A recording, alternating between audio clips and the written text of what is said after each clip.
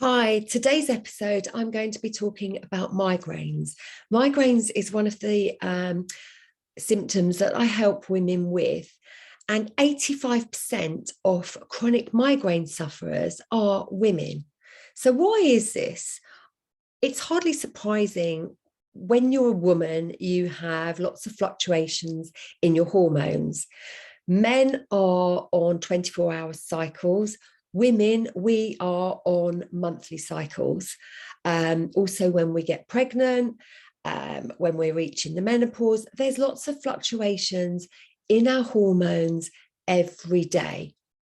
One day we could wake up and not feel great because we might be experiencing PMS, but then in a week's time, we will be on a total high.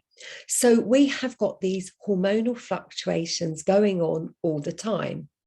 Now, with migraines, when I'm helping ladies with their migraines, I always ask them if they know what triggers their migraines. For example, is it foods? Is it certain drinks? Is it stress? There will be something that actually triggers your migraine. But surprisingly, a lot of women don't actually, or males even, don't actually know what is causing their migraine. Now, I am a fellow migraine sufferer. And for many years, I used to get, when I got a migraine, it would come on my left-hand side. And I know if I didn't catch it quick enough, I would be good for nothing for 3 days. I would have to, one of those days, I'd have to take myself off to bed. And after a while, it got a little bit worrying because my father died of a brain tumor. So I needed to get it checked and confirmed that this was actually a migraine. Now, being a homeopath, I had kept a spreadsheet. I knew exactly what triggered it. I knew I would mark the severity. I color coded it with mild being green, medium being blue, and really awful and debilitating red. So when I went to see the consultant and he said, we had a preliminary chat, and he said, well, from what you've said, it sounds like a migraine. And I pulled out of my bag this spreadsheet which was all color coded, and he said, wow, I wish all my patients were like you. And I explained I was a homeopath and looking at these details were very important. Luckily, it was just a migraine, but meanwhile, you still have to live with them.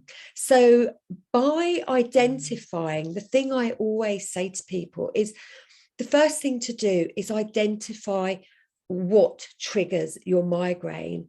And the best way to do this, I encourage people to track their periods because invariably they might be linked to your hormonal cycle. If you're stressed, stress can actually cause you to have a migraine, because if you're very stressed, you're uptight, you're tense, and that will tense up all those veins around your brain as well.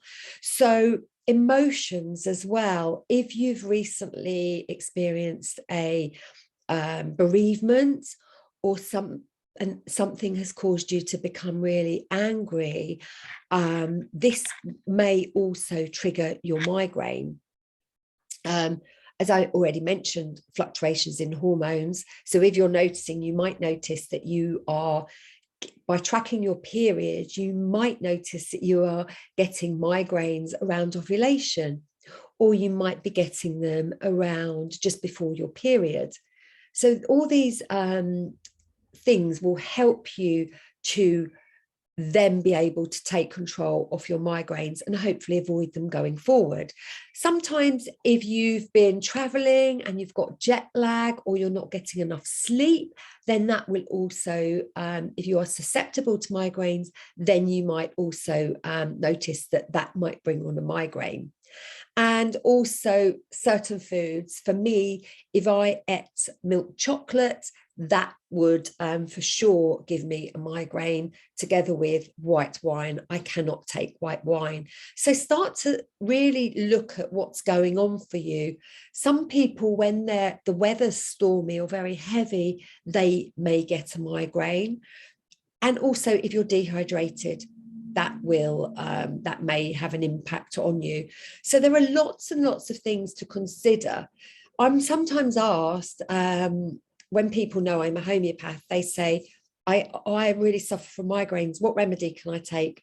We have 4,000 remedies.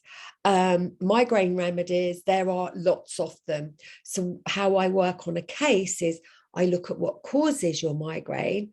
I look at a migraine remedy and I cross-reference everything to come down to a remedy that works for you. Also, if you've had synthetic hormones or you're on HRT or you've had the pill, you've got the patch, the birth control patch, that may also have an impact. So really start to tap into, keep a note, keep a food diary, track your period if you are still having periods, and start to look at what triggers your migraine, because by eliminating those things, you might find that your migraines become less frequent. So I hope that's been helpful. If you're interested in these little videos, subscribe and then you'll be noted when a new one comes available.